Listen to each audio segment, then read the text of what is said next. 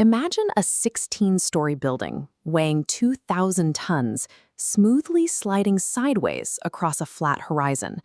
Nobody is taking it apart, and nobody is pulling it. It is moving entirely on its own. The AD300 just entered the field 3 months ahead of schedule. This hardware is operating in the real world right now. To understand why this machine was actually built, we have to look past the engineering.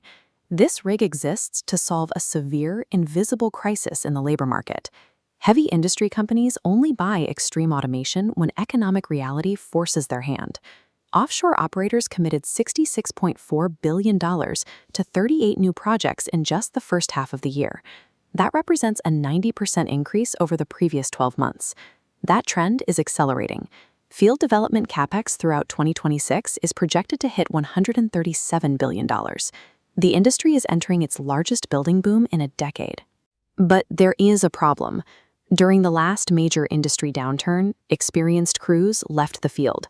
Those workers never returned, and the industry has spent 10 years failing to replace them. The entire sector is trapped in a bottleneck.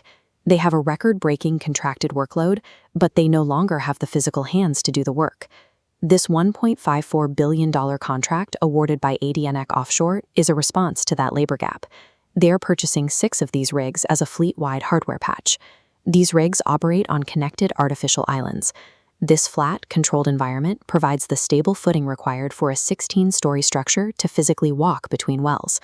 Moving a traditional rig requires a massive crew to dismantle the structure and rebuild it. By designing a base that simply glides to the next well location, the industry eliminates that entire manual labor requirement.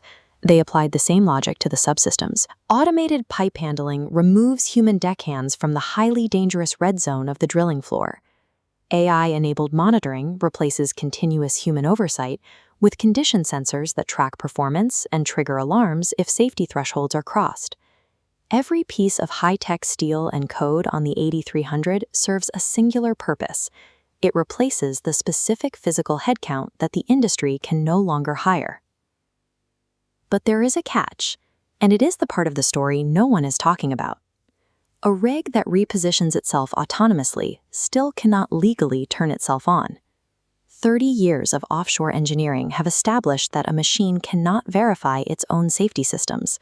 Human operators must still physically prove the shutdown logic behaves correctly under failure.